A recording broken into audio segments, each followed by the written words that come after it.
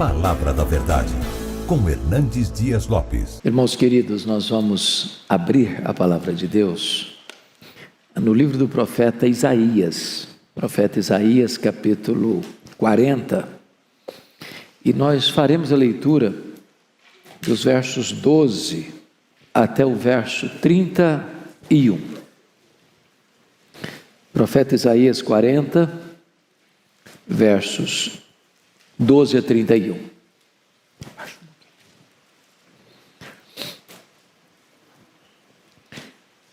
Eu peço que depois da leitura você mantenha a sua Bíblia aberta comigo nesta passagem.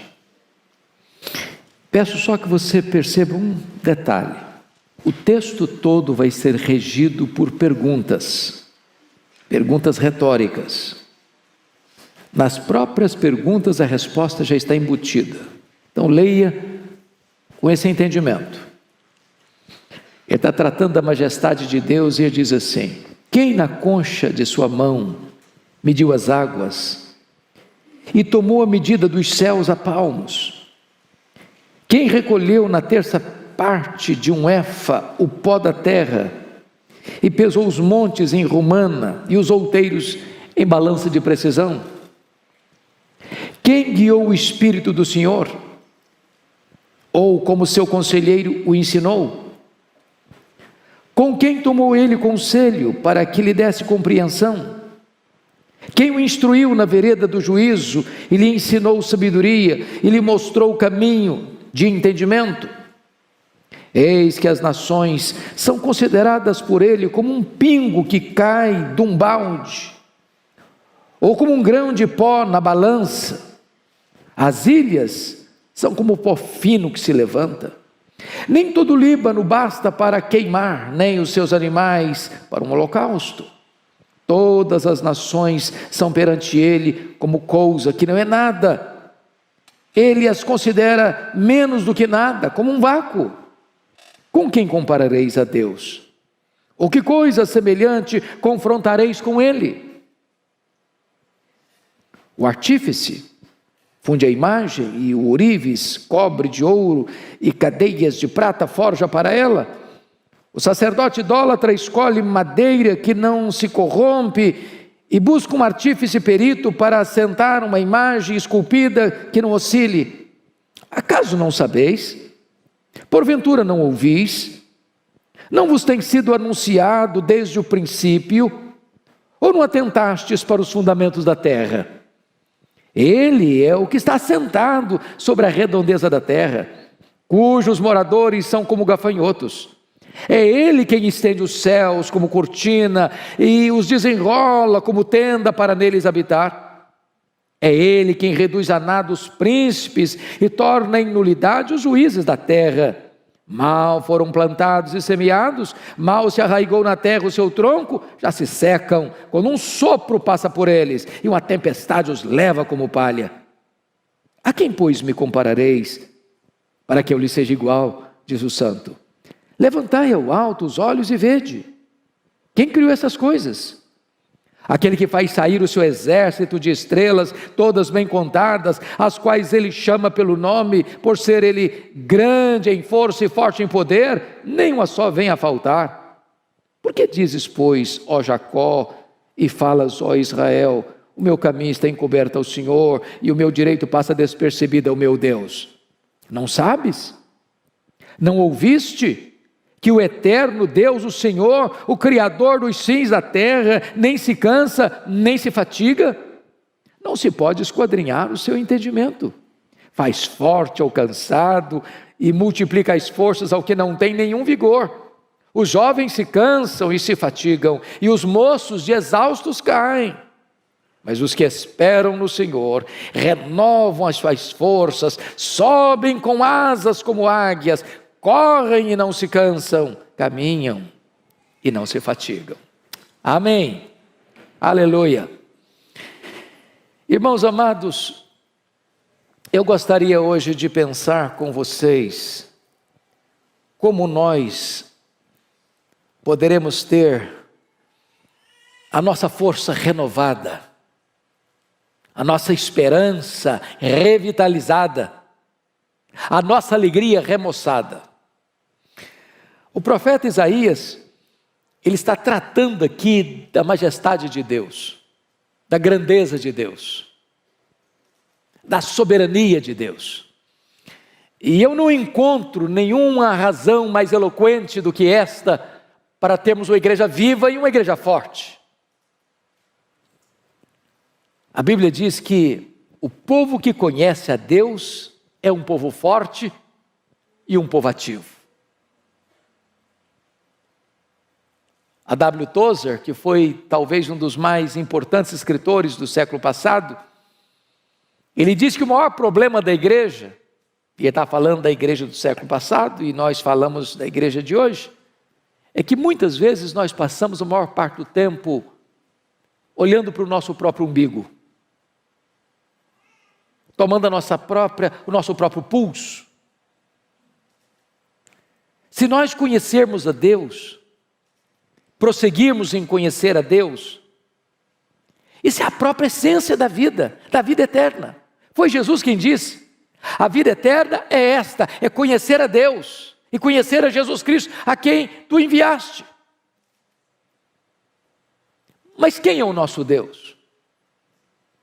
Quão grande é o nosso Deus? Quão poderoso é o nosso Deus? Quão digno de confiança é o nosso Deus? Quão digno de honra e glória é o nosso Deus? Pois bem, no texto que nós acabamos de ler, ele vai mostrar para nós a grandeza desse Deus. Primeiramente, notem comigo, em relação à própria criação que existe. Notem, por favor, o versículo 12, o que está escrito: quem na concha da sua mão mediu as águas e tomou a medida dos céus a palmos? Quem recolheu na terça parte de um éfa o pó da terra e pesou os montes em romana e os outeiros em balança de precisão? Ele está usando uma linguagem poética, mas ele está usando uma figura para nós incompreensível. Vejam vocês, mediu as águas na concha da sua mão? Se você pensar no Pacífico, no Atlântico, no Índico, no Mediterrâneo, nos mares, nos rios, pensa o que é isso? Tente esvaziar o Atlântico aí com um baldinho, veja quanto tempo você vai levar. É incompreensível para nós entender que ele tomou a medida dos céus a palmos.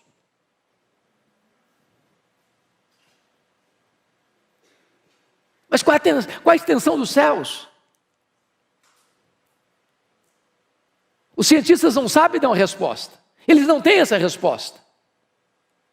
Porque, na verdade, isso é uma matéria em aberto. O que nós sabemos é que este universo, que ele mediu a palmos, não é infinito, porque a infinitude é atributo exclusivo de Deus. Mas se conhece, se sabe hoje que o nosso universo tem mais de 93 bilhões de anos-luz de diâmetro. Se você voasse na velocidade da luz, 300 mil quilômetros por segundo, você demoraria mais de 93 bilhões de anos para ir de uma extremidade à outra, e ele mediu tudo isso a palmos. Ele vai dizer que ele recolheu na terça parte de um éfa, não foi num éfa inteiro não. Na terça parte de um éfa, o pó da terra. E pesou os montes em romana e os outeiros em balança de precisão. É incompreensível isso para nós. Mas o profeta está usando essa figura bela, poética, romântica até, para provar para nós uma coisa: o seu Deus é o Deus majestoso. Ele é maior que tudo quanto ele criou. Veja comigo o verso 26. Levantai ao alto os olhos e vede quem criou estas coisas. Aquele que faz sair o seu exército de estrelas, todas bem contadas, as quais ele chama pelo nome, por ser ele grande em força e forte em poder, nenhuma só delas vinha a faltar. É outra coisa espantosa, porque os cientistas dizem que tem mais estrelas no firmamento que todos os grãos de areia de todas as praias e desertos do nosso planeta. Ele não apenas criou todas elas, ele batizou cada uma delas pelo nome. E porque ele é forte em força e grande em poder, quando as chama pelo nome, nenhuma só delas vem a faltar. Este é o seu Deus, majestoso, glorioso, absolutamente digno de honra, de glória e de louvor da sua igreja. Mas em segundo lugar, veja comigo nos versos 13 e 14, que ele vai mostrar a grandeza do seu Deus em relação ao saber, ao conhecimento. Ele diz assim: quem guiou o Espírito do Senhor? Ou como seu conselheiro o ensinou? Com quem ele tomou conselho para que lhe desse compreensão? Quem o instruiu na vereda do juízo e lhe ensinou sabedoria e lhe mostrou o caminho do entendimento? Ele está perguntando em outras palavras para nós assim: em que escola ele estudou? Qual foi a faculdade que ele fez? Onde ele fez a sua pós-graduação? Onde ele fez seu mestrado? Onde ele fez seu doutorado? Onde ele fez seu pós-doutorado? Quem foi o professor de Deus? Quem instruiu a ele? Quem ensinou a ele? Quem deu a ele conhecimento? E aqui está algo tão sublime, porque todo saber procede de Deus, toda ciência emana de Deus. Ele é a fonte de todo o conhecimento, Ele é a fonte de todo o saber. É por isso que nós, povo de Deus, não desprezamos o nosso cérebro. Nós não jogamos o nosso cérebro fora. É por isso que nós valorizamos toda a ciência, todo o saber, porque toda a ciência, todo o saber e toda a verdade procede de Deus, porque Ele é a fonte de todo o saber, de todo o conhecimento, de toda a ciência. Nós sabemos fragmentadamente, Ele sabe completamente. Nós sabemos parcialmente, Ele sabe o todo. Nós conhecemos em parte, mas então Ele conhece tudo, e haverá um dia em que Ele vai abrir para nós o painel do saber, e nós conheceremos como também somos conhecidos. Esse Deus é digno de honra e de glória. Mas, em terceiro lugar, confira comigo aí os versos 15 a 18, porque vai mostrar a grandeza de Deus, não só em relação à criação, não só em relação ao saber, mas em relação às grandes potências da época, as grandes nações da época. Veja, por favor, versos 15 a 18. Eis que as nações são consideradas por ele como um pingo que cai de um balde, ou como um grão de pó na balança. Olha o verso 17. Todas as nações são perante ele como coisa que não é nada. Ele as considera menos do que nada, como um vácuo. E ele usa uma linguagem aqui tremenda. Porque um pingo que cai de um balde, não dá para refrescar o chão ressequido, nem matar a sua sede. Ele olha para essas grandes potências, pense comigo nas potências do passado, o Egito, a Síria, a Babilônia, Império Medo-Persa, Império Greco-Macedônio, Império Romano. Pensa comigo hoje, Estados Unidos, China, Japão, Alemanha, Reino Unido, França, Europa, os países da África, os países da Ásia, os países da Oceania, os países da América do Norte, Central, do Sul. E ele considera todas essas nações, todas essas potências econômicas e militares como um pingo que cai num balde, como um pó numa balança de precisão. Aliás, ele vai além do seguinte: é como nada, é como menos do que nada, é como um vácuo. Então as nações que se insurgem contra Deus, as nações que blasfemam de Deus, as nações que acham que elas mesmas são a própria divindade, Deus olha essas conspirações todas da terra, diz o Salmo 2, e ri. Porque Ele quem levanta reinos e abate reinos, Ele quem coloca reis no trono e faz esses reis apiarem do trono, e só Ele é Deus, só Ele é o Rei Supremo. Mas o profeta Isaías vai além e vai mostrar a majestade de Deus, a grandeza de Deus, em quarto lugar, em relação aos ídolos. Confira comigo os versos 19 a 21. O artífice funde a imagem, o ourives a cobre de ouro e cadeias de prata forja para ela. O sacerdote idólatra escolhe madeira que não se corrompe, busca um artífice perito para assentar uma imagem esculpida que não oscile. Acaso não sabeis?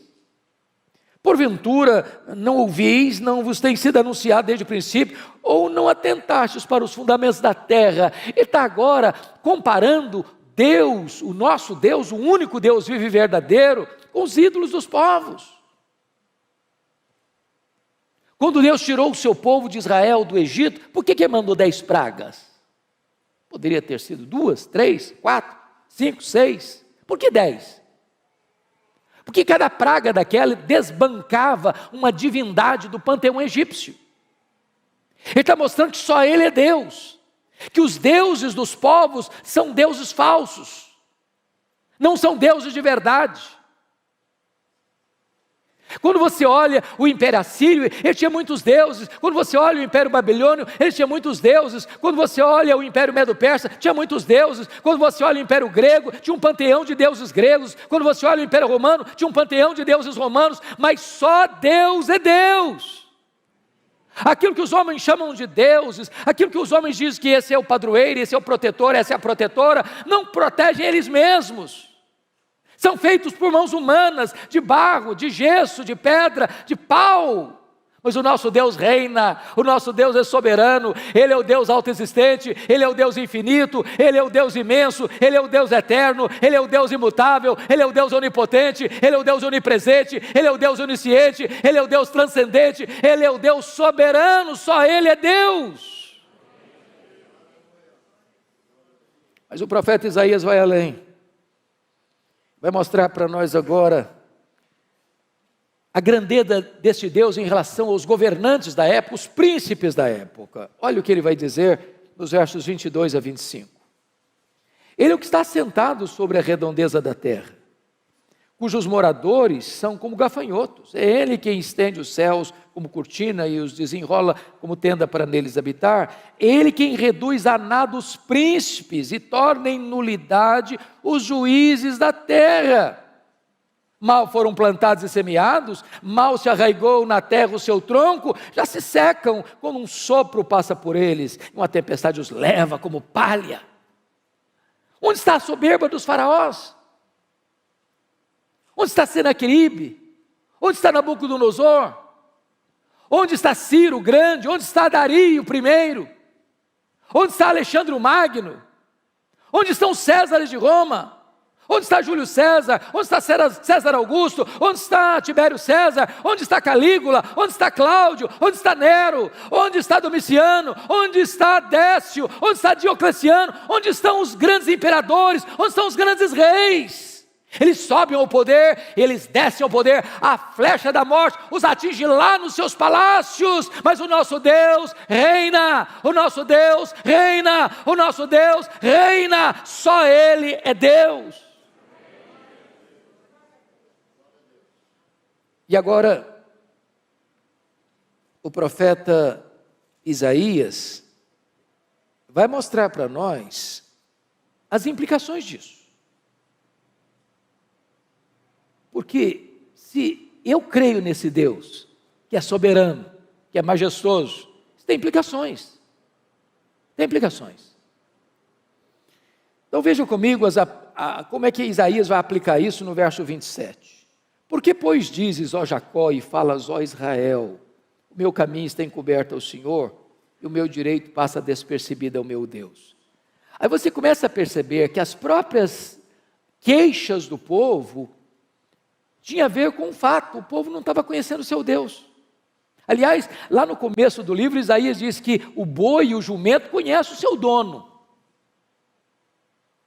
Mas o povo de Israel não estava conhecendo o seu Deus. Se nós não conhecermos a Deus, irmãos, nós seremos um povo fraco, tímido, acovardado. Nos assustaremos com qualquer barulho produzido pelos homens. E aí o profeta pergunta assim: por que dizes, ó Jacó, e falas, ó Israel, o meu caminho está encoberto ao Senhor, o meu direito passa despercebido ao meu Deus? Nota que são duas queixas graves contra Deus. A primeira delas é que Deus não está notando o que está acontecendo. A segunda é que Deus é injusto. Porque se o meu caminho está encoberto ao Senhor, porque não é onisciente, É porque não sabe, é porque não vê, é porque ele é limitado. Agora, quando ele diz aqui que o meu direito passa despercebido ao meu Deus, está dizendo, Deus é injusto, eu mereço e Deus não me dá. Eu estou passando por uma situação que eu não mereço passar, eu mereço coisa melhor, eu devia ter coisa melhor, e Deus não está me dando o que eu mereço.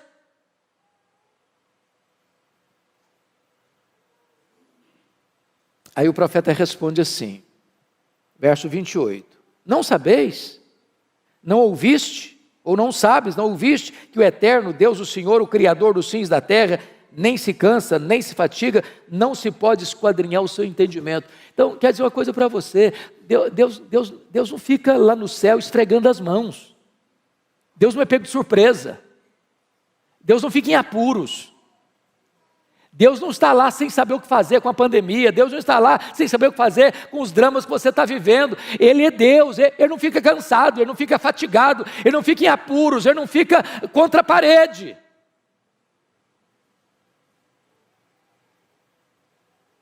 Mas notem uma coisa, não se pode esquadrinhar o seu entendimento. Sabe o que significa isso, irmãos? Tem muita coisa na vida que eu não vou conseguir explicar, pastor Erival não vai conseguir explicar, você não vai conseguir entender, você não vai conseguir explicar. Porque se eu pudesse entender Deus no seu aspecto pleno, eu seria igual a Ele, eu não seria Deus. Eu sempre serei limitado. Os atributos incomunicáveis de Deus nós não teremos nem no céu. Há coisas que você e eu não vamos entender. Eu fico olhando a história do Jó, por exemplo, que foi golpeado na vida financeira, na saúde, no casamento, nas amizades e com os filhos. E o que Jó fez? Ele perguntou, ele quer saber. Ele fez 16 perguntas, por quê, por quê, por quê, por quê, por quê? Ele fez 34 queixas contra Deus, e a resposta de Deus para ele foi o silêncio. E quando Deus falou, Deus não respondeu nenhuma das 16 perguntas, nenhuma das 34 queixas, ao contrário, Deus fez 70 perguntas para ele. A Bíblia diz que Deus o restaurou, mas Deus não explicou. O que Deus promete para você é restauração, nem sempre explicação. Às vezes você diz assim, pastor, é verdade, eu vou chegar lá no céu com a minha listinha de perguntas, eu vou querer saber muita coisa. Não vai querer nada. Vai querer nada, sabe por quê? O céu é autoexplicativo. Primeiro instante que você chegar no céu, todas as suas dúvidas terão sido dissipadas. Lá não tem interrogações, lá não tem perguntas, lá tem respostas. Lá nós conheceremos como somos conhecidos. A nossa leve e momentânea tribulação aqui produzirá para nós eterno peso de glória, acima de toda comparação. Mas ele prossegue no texto, confira comigo no verso 29, quando ele diz assim, esse Deus faz forte ao cansado e multiplica as forças ao que não tem nenhum vigor. Talvez você está hoje aqui, meu irmão, de tanque vazio. Talvez você está aqui andando na reserva. E eu quero dizer para você que Deus trouxe você aqui nesta noite para dar uma B12 na sua veia espiritual. Deus trouxe você aqui hoje para dizer o seguinte, olha meu irmão, você não precisa andar fraco e abatido não, você pode ser fortalecido, o Deus Todo-Poderoso é o seu Deus, é o seu Pai, e Ele está aqui hoje para fortalecer você, levantar você. Ele diz no verso 30, confira comigo, os jovens se cansam e se fatigam, e os moços exaustos caem. O que ele está dizendo? Hoje eu assisti o sermão do pastor Ivaldo, às 8 horas, e ele deu uma pincelada nesse assunto aqui. Se você confiar, jovem, na sua força, o jovem tem vigor, ele é forte, ele enfrenta a luta e vai para frente, vai para cima, ele tem força, ele tem vigor. Mas isso é limitado, sabia? Tem muito jovem cansado. Tem muito jovem arquejado. Tem muito jovem fatigado. E é Deus, e só Deus pode multiplicar suas forças, renovar seu ânimo, dar esperança para você. Por isso o texto no verso 31 diz algo sublime. mas os que esperam no Senhor. Renova as suas forças. Não é o forte na sua força, não é o sábio na sua sabedoria, não é o rico na sua riqueza, é os que esperam no Senhor. Não é o trabalho que você tem, não é a empresa que você dirige, não são os negócios que você tem, não é a tradição da sua família, não é os diplomas que você granjeou nos seus estudos acadêmicos, é os que esperam no Senhor. E aí ele faz uma comparação interessante. Os que esperam no Senhor renovam as suas forças, sobem com asas como águias, correm e não se cansam, caminham e não se fatigam. E eu fico sempre curioso quando leio isso aqui, porque eu li alguns livros de oratória, alguns livros de retórica, e quase todas as obras que eu li, se não todas, nesta área, diz que um discurso precisa terminar lá em cima e não lá embaixo. E se você e eu fôssemos o escritor desse versículo aqui, talvez seguindo as leis da retórica, da oratória, nós mudaríamos os verbos. Nós leríamos assim: os que esperam no Senhor caminham e não se fatigam, os que esperam no Senhor correm e não se cansam, os que esperam no Senhor sobem com asas como águia. Não é assim? Corre, anda, corre e voa. Só que o profeta bota não em grau ascendente, mas em grau descendente. Por quê? Muito provavelmente, porque as nossas forças são drenadas, desidratadas, não é nas poucas vezes que nós voamos, nem nas algumas vezes que nós corremos. Tem muita gente que não consegue correr mais, o joelho não deixa. Me too. Mas às vezes a gente fica estressado, cansado, esgotado, é na dinâmica da vida do andar, é a rotina da vida. Levar filho para a escola, pegar filho da escola, levantar cedo e ir para o trabalho, voltar do trabalho para casa, domingo após domingo vir para a igreja, voltar da igreja para casa. Essa rotina do andar esgota você. E Deus é poderoso hoje aqui para renovar-nos, enquanto voamos, enquanto corremos, enquanto caminhamos. Mas aqui eu queria aproveitar, amanhã é feriado, Marival vai me dar um desconto, e eu queria olhar por que ele compara com a águia. Os que esperam no Senhor renovam as suas forças como águia, sobem com asas como águia. Por que ele está usando a figura da águia? Por que ele está nos trazendo esse tipo da águia? Primeiro, porque no mundo inteiro, irmãos, a águia é símbolo de otimismo, de força, de garra. E eu queria falar para você que se você espera no Senhor, você precisa ter um otimismo indestrutível. Crente não pode ser desanimado, crente não pode ser pessimista, crente não pode ficar puxando para trás. Crente não pode ficar olhando a vida de óculos escuros. Nós somos como a águia. Há pouco tempo, quer dizer, não, pouco tempo relativo, alguns anos, entrou no meu gabinete uma mulher chorando muito. E quando ela acalmou, eu disse: filha, o que está acontecendo?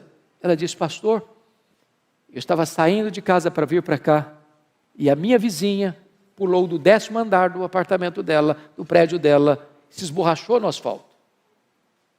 E eu perguntei: mas que conexão tem isso com a sua vinda aqui? Ela me disse: é porque eu estou querendo fazer a mesma coisa, mas não tenho coragem. Eu falei: mas por que você quer se matar? Ela me respondeu: porque eu sou um problema. Eu perguntei: mas por que você acha que você é um problema? Porque o meu pai sempre me disse que eu era um problema. Aí eu saí de casa para me casar com o primeiro pretendente. Falei: o que aconteceu? Meu marido dizia as mesmas palavras do meu pai: você é um problema. Pastor, eu sou um problema. Falei: mas o que você fez? Falei: eu me divorciei dele, me casei de novo. Falei: o que aconteceu? O segundo marido dizia que eu era um problema. Falei: e daí? Falei: eu me divorciei dele, casei a terceira vez. Falei: o que está acontecendo? O meu terceiro marido me disse que eu sou um problema. Pastor, eu sou um problema, eu não mereço mais viver, eu não posso mais viver, eu quero me matar. Eu senti compaixão por aquela mulher e disse para ela 3 coisas. Ela é uma mulher cristã, membro de uma igreja evangélica. Eu disse: filha, 3 coisas eu preciso lhe dizer. Primeiro, você não é o que as pessoas dizem que você é. Segundo, você não é o que você pensa que você é. Terceiro, você é quem Deus diz que você é. Quem você é? Você foi criado à imagem e semelhança de Deus. Você é amada por Deus. Deus amou você e deu o seu filho para morrer em seu lugar. Você é a menina dos olhos de Deus.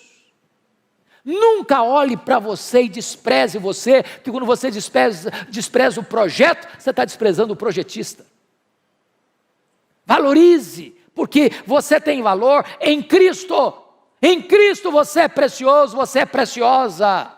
Então lute pela sua vida, em vez de desistir dela. Mas ainda, irmãos, em segundo lugar, se nós somos como a águia, isso nos ensina uma segunda lição, o princípio da piedade progressiva. Diz os estudiosos que a águia sempre gosta de voar alto, alto, alto, sempre um pouquinho mais alto.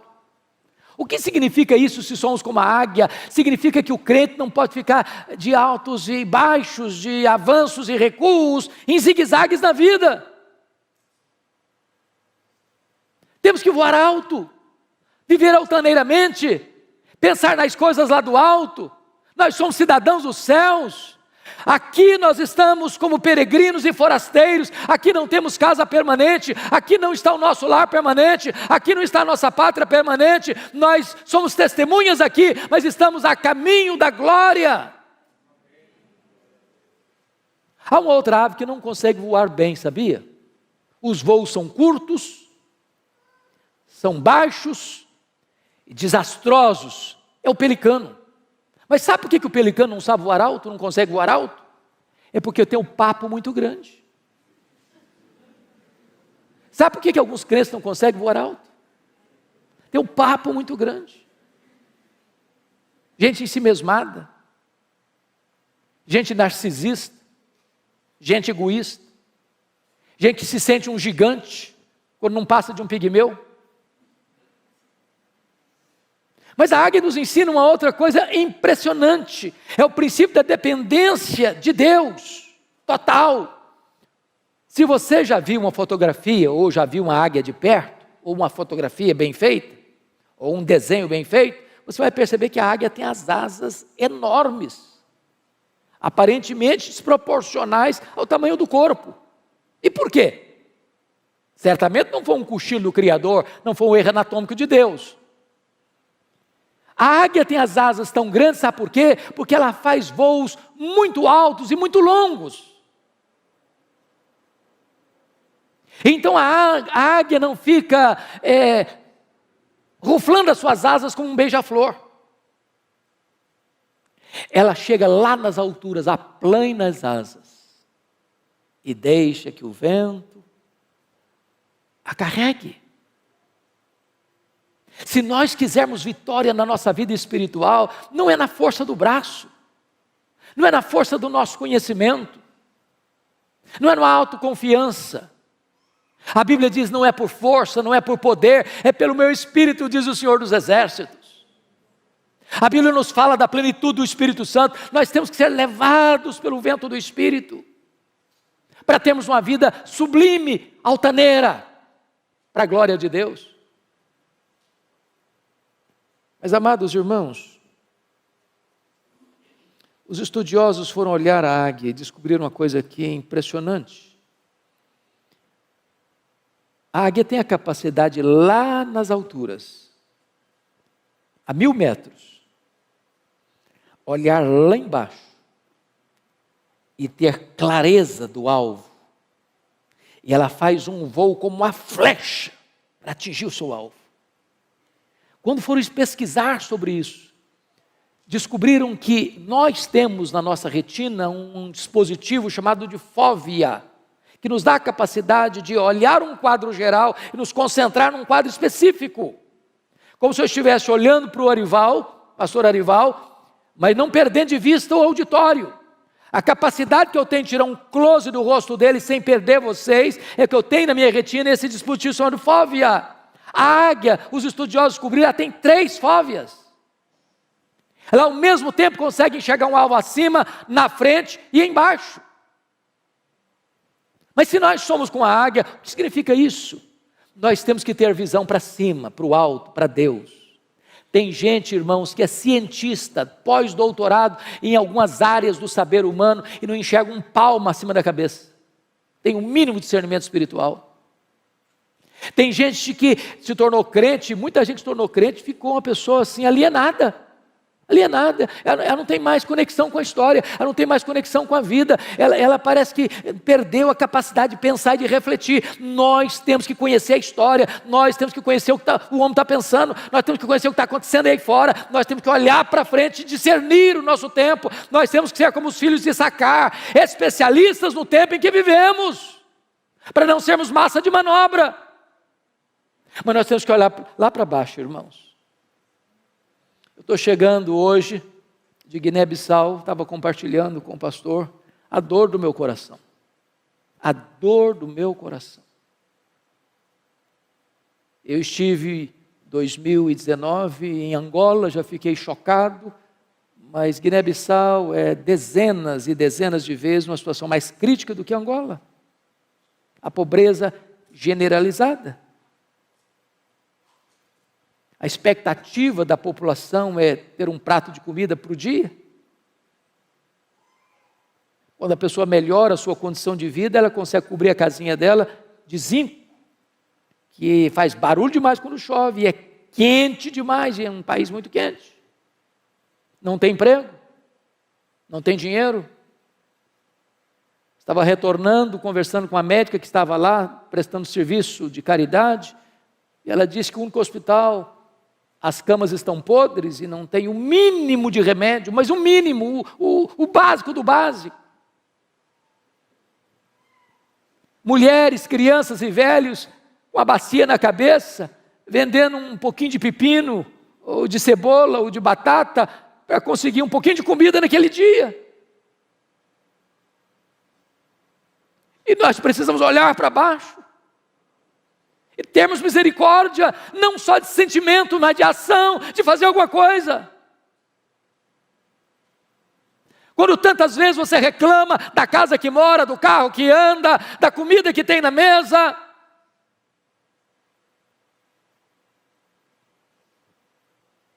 Mas ainda, irmãos, me permita 2 coisas para encerrar.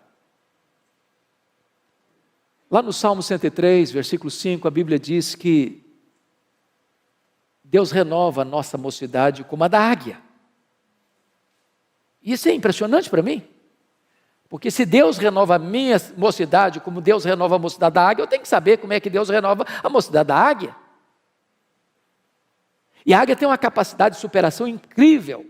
Porque quando ela percebe que ela está com as suas penas enferrujadas, com o seu bico enferrujado, com as suas garras impotentes, ela faz algumas coisas interessantíssimas. Ela se isola, ela fecha a sua agenda, ela para a sua atividade, e ela vai lá para o alto de um penhasco e fica lá, sozinha.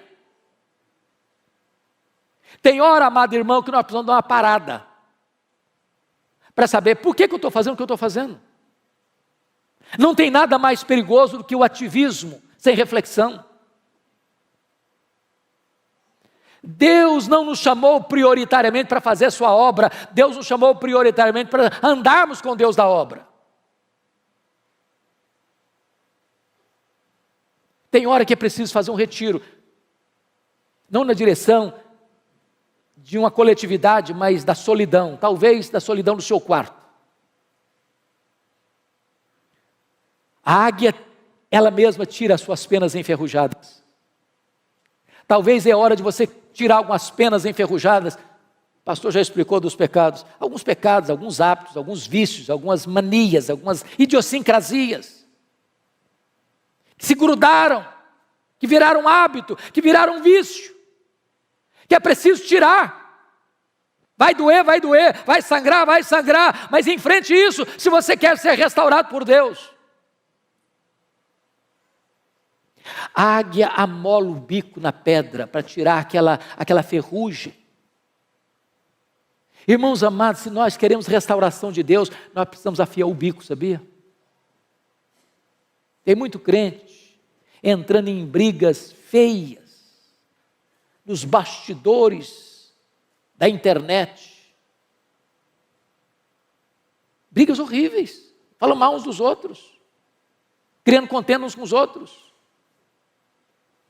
Está na hora de parar com isso, não perder tempo com isso, para ler um pouco mais a nossa Bíblia, orar um pouco mais, buscar mais a Deus, consagrar-nos mais, usar melhor o nosso tempo. A águia bate com as garras na pedra, para que aquelas garras frágeis caiam e possam surgir novas garras fortes. Nós precisamos de armas, não enferrujadas, mas poderosas em Deus, para destruir fortalezas e anular sofismas. Quando a águia termina todo esse processo, daqui a pouco ela vai se remoçando, as penas vão nascendo, o bico vai nascendo, as garras vão nascendo, e ela sai de lá completamente remoçada para dar início novamente às suas atividades. Mas eu quero concluir, porque está escrito lá em Jó, talvez se você pudesse conferir comigo, Jó capítulo 39, e esse é um dos textos mais incríveis da Bíblia, versículo 27 e 28, está escrito assim, Jó 39, 27 e 28. Ou é pelo teu mandado que se remonta a águia e faz alto o seu ninho, habita no penhasco, onde faz a sua morada, sobre o cume do penhasco, em lugar seguro. Olha que lição, se nós somos como a águia. A águia coloca o ninho dos seus filhos no alto dos penhascos, longe dos predadores. Meus irmãos, se existe uma geração que tem predador de criança, é a nossa geração.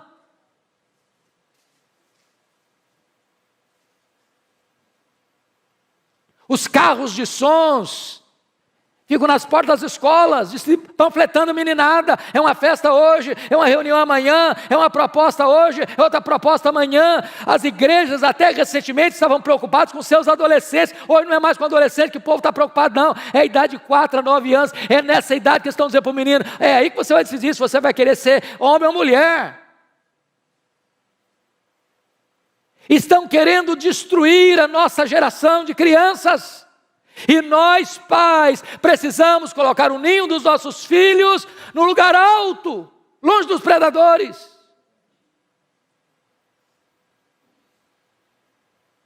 Agora vá comigo para Deuteronômio 32:11, porque tem outra lição importante lá, sobre a águia, essa questão do cuidado da família.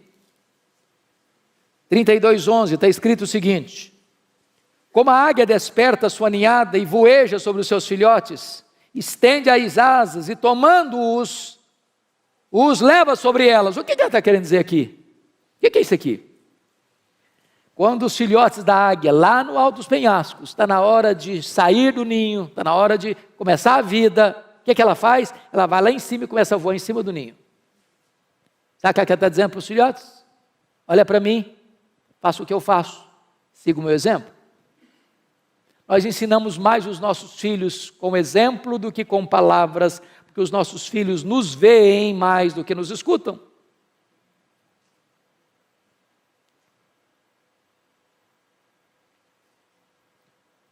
Mas talvez você pergunte, pastor, eu sou um pai exemplar, eu sou uma mãe exemplar e eu estou tendo problema em casa.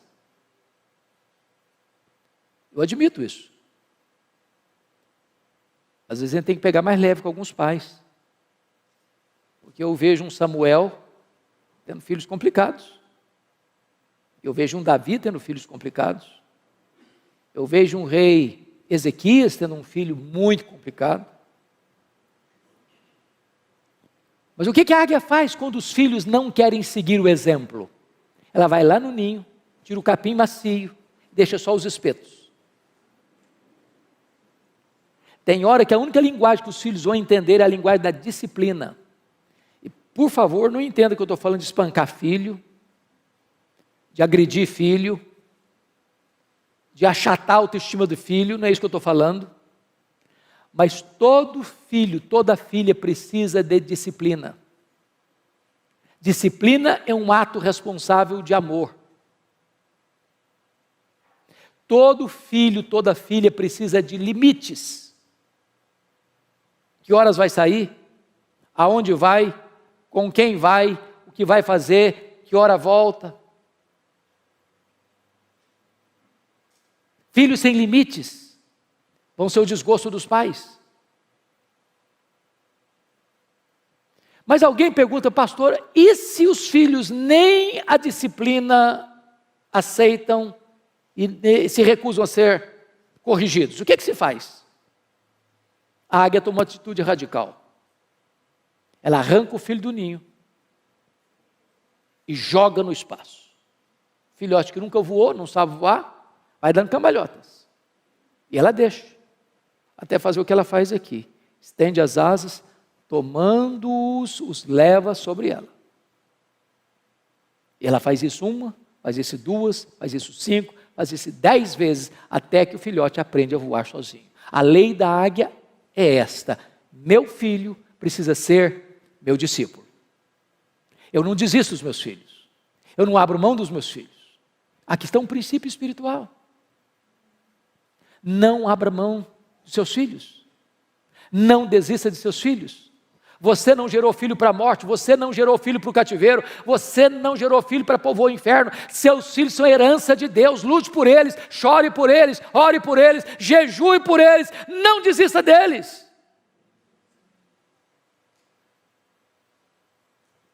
Mas eu encerro aqui, contando para vocês um fato que marcou minha vida, quando li essa história, há muitos anos. Aconteceu no Rio de Janeiro. Uma escola militar, de orientação militar, filho de um militar. Esse menino chamava Netinho. E um dia a professora do Netinho, ele era um pré-adolescente, foi abordado pela sua professora, porque a professora entendeu que ele estava colando na prova. Tomou a prova dele, deu 0, chamou os pais e expôs a situação diante do menino.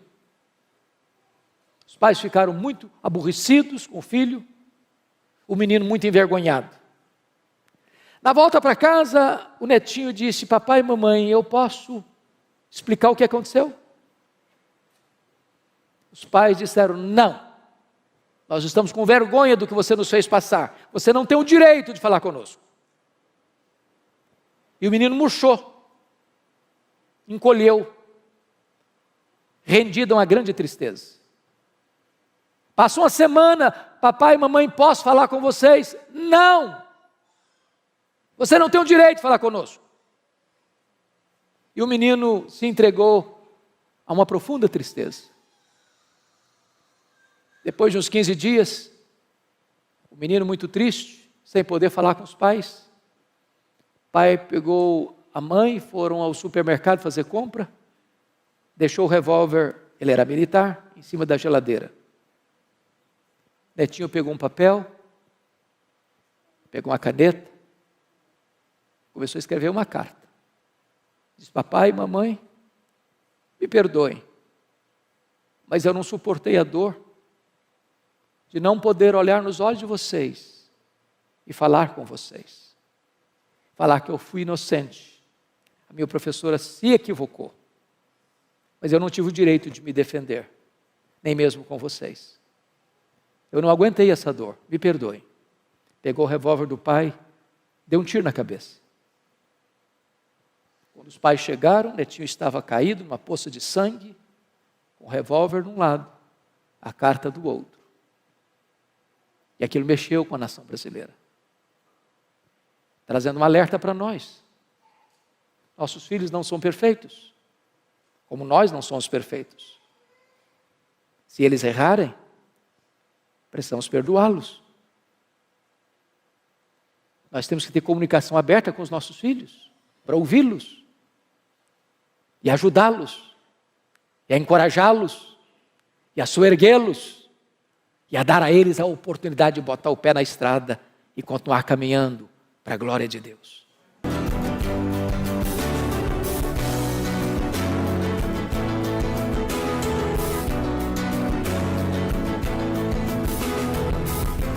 Palavra da Verdade, com Hernandes Dias Lopes.